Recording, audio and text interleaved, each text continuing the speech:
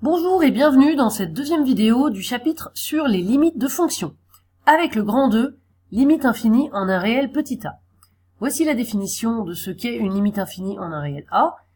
La fonction f a pour limite, ou on dit aussi ou tend vers, c'est pareil, plus l'infini, en petit a, si tout intervalle du type grand A plus l'infini, avec grand A un nombre réel, contient toutes les valeurs f de x pour x assez proche de a, de petit a.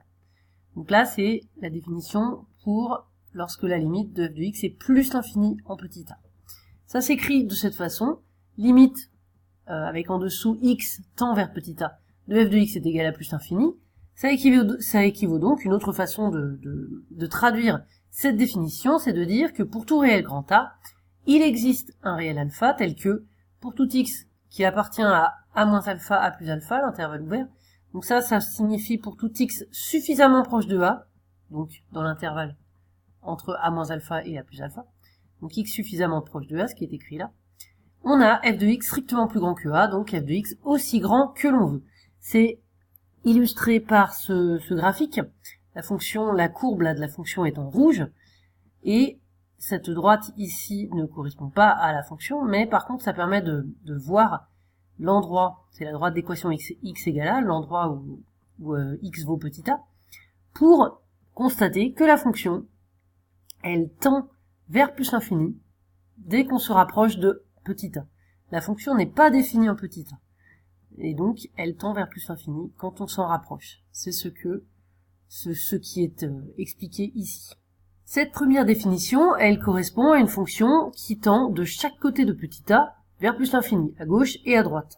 On peut aussi avoir une fonction qui a une limite qui tend vers plus l'infini seulement à gauche de petit a, comme ici sur ce graphique, avec petit a qui vaut 3, on voit que la courbe tend seulement à gauche. La fonction, a priori, là, d'après ce graphique, n'est pas définie à droite de 3, mais à gauche de 3, ça tend vers plus l'infini. Donc ça s'écrit de cette façon, quand x est plus petit que, donc c'est seulement du côté x plus petit que a, ici x plus petit que 3, ça s'écrit ainsi, limite de f de x égale plus l'infini, quand x tend vers a, x inférieur à a, donc on met deux lignes en dessous de la limite LIM. On peut aussi le noter, limite quand x tend vers a moins, avec le moins comme en puissance ici. Donc pour dire que c'est à gauche de petit a. Après la limite à gauche, on peut aussi avoir la limite à droite, bien sûr. Donc sur ce graphique, on voit que la courbe, la fonction tend vers plus l'infini à droite de 3. Donc ici, c'est pour x strictement plus grand que 3. Qu'on peut écrire ainsi, limite quand x tend vers a, x strictement plus grand que a.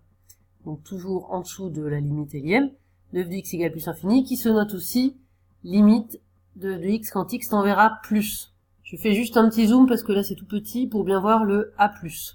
Donc soit a+, soit x tend vers a, x plus grand que a. Donc tous ces exemples pour le moment c'était quand f de x tend vers plus l'infini. On a exactement les mêmes définitions, les mêmes cas de figure, lorsque f a pour limite moins l'infini. Donc même chose, sauf que ici la courbe, la fonction tend vers moins l'infini, donc elle est aussi petite que l'on veut. Donc ça se traduit ainsi. La fonction a pour limite moins l'infini en petit a, si tout intervalle moins l'infini grand A contient toutes les valeurs f de x pour x assez proche de a. C'est-à-dire que pour x assez proche de a, on a f de x, les valeurs de f de x aussi petites qu'on veut, ça tend vers moins l'infini. Donc c'est écrit ici, limite de f de x égale moins l'infini quand x tend vers a, lorsque pour tout réel a il existe alpha, tel que pour tout x appartenant à cet intervalle, c'est-à-dire suffisamment proche de petit a, f de x est strictement plus petit que a, donc aussi petit qu'on veut. De la même façon que tout à l'heure, on peut avoir une fonction qui a une limite seulement à gauche, donc avec x tend vers a, x plus petit que a, qu'on peut aussi noter x tend vers a moins, ou alors une fonction qui a pour limite seulement à droite, donc même chose, x tend vers a, x strictement plus grand que a, même chose que tout à l'heure, ou x tend vers a plus. Alors maintenant, l'interprétation graphique, on a déjà vu un certain nombre d'exemples de graphiques. On voit qu'à chaque fois qu'on est dans une de ces situations, vous pouvez reprendre les graphiques d'avant, et ce dernier, on a la courbe qui tend vers cette droite verticale, cette droite d'équation x égale a. Je reviens juste très rapidement sur les graphiques précédents, même chose, la courbe tend, se rapproche donc de cette droite d'équation x égale a, cette droite verticale, pareil dans cet exemple-là, et même chose dans l'exemple du départ ici.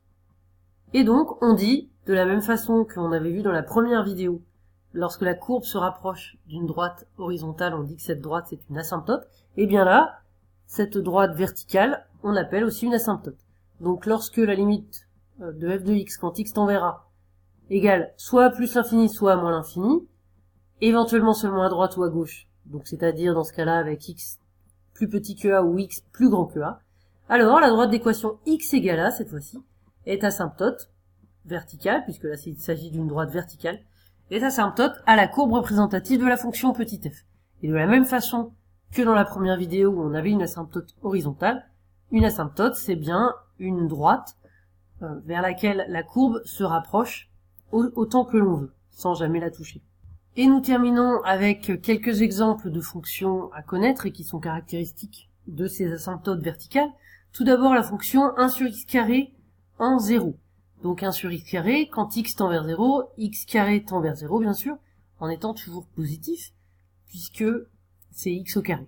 Donc quand on prend l'inverse, 1 sur quelque chose qui tend vers 0, ça tend vers plus l'infini, ça c'est comme pour les suites, ou moins l'infini, mais comme là c'est positif, c'est forcément plus l'infini. Donc on a la limite à gauche et à droite qui vaut plus l'infini, donc qui devient aussi grand qu'on veut. Et on en déduit que la droite d'équation x égale à 0, c'est-à-dire l'axe des ordonnées, est asymptote verticale à la courbe CF. On peut remarquer que pour cette fonction 1 sur x carré, f de x égale 1 sur x carré, on a au total deux asymptotes. On a l'asymptote l'axe des ordonnées, donc asymptote verticale, et on a l'asymptote horizontale, l'axe des abscisses, en moins l'infini et plus l'infini. Ça, c'est ce qu'on avait vu. C'est une asymptote comme on l'avait vu dans la première vidéo. Et là, dans second 2, nous voyons les asymptotes verticales.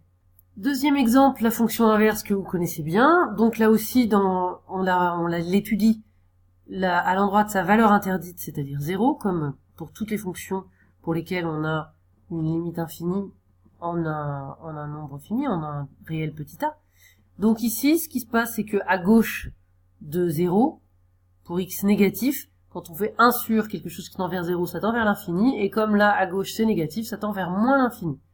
Donc ici, on a une fonction qui tend vers moins l'infini, à gauche de 0.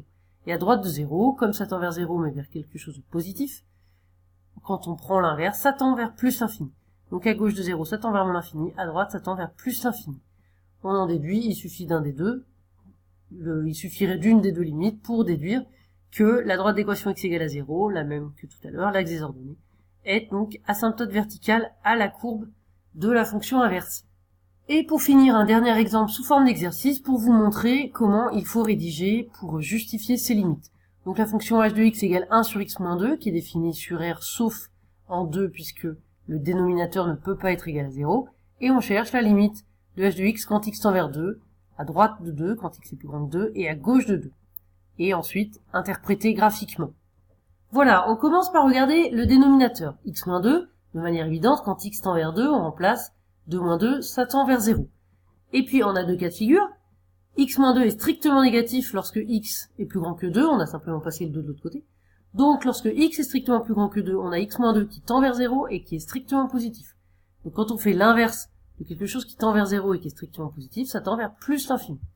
Donc la limite de 1 sur x-2, quand x tend vers 2 et x est strictement plus grand que 2, c'est plus l'infini.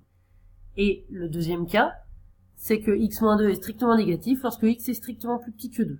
On a simplement, là aussi, passé le 2 de l'autre côté. Donc, quand x-2 est négatif, et tend vers 0, sa limite c'est 0, et c'est toujours négatif. Donc là, l'inverse de quelque chose qui tend vers 0 et qui est toujours négatif, c'est moins l'infini. Donc la limite de 1 sur x-2, quand x tend vers 2, x plus petit que 2, c'est-à-dire à gauche de 2, c'est moins l'infini. On a répondu à la première question, et enfin, dernière question, interprétation graphique. On en déduit, de ces deux limites, que la droite d'équation x égale à 2 est asymptote verticale à la courbe représentative de h. Récapitulons enfin les deux types de droites asymptotes à une courbe représentative d'une fonction f que nous avons vue. Dans la première vidéo, c'était l'asymptote horizontale d'équation y égale b. Ça, c'est lorsque la limite de la fonction f de x est égale à petit b quand x tend vers plus ou moins l'infini. Donc là, l'infini, il est en bas, c'est x qui tend vers plus ou moins l'infini, et f de x, c'est-à-dire y finalement, qui tend vers b. Et puis l'asymptote verticale que nous avons vu dans cette vidéo, d'équation x égale petit a, lorsque la limite de f de x quand x tend vers petit a est égale à soit à plus infini, soit à moins l'infini. Et ici, on peut avoir limite à gauche, limite à droite.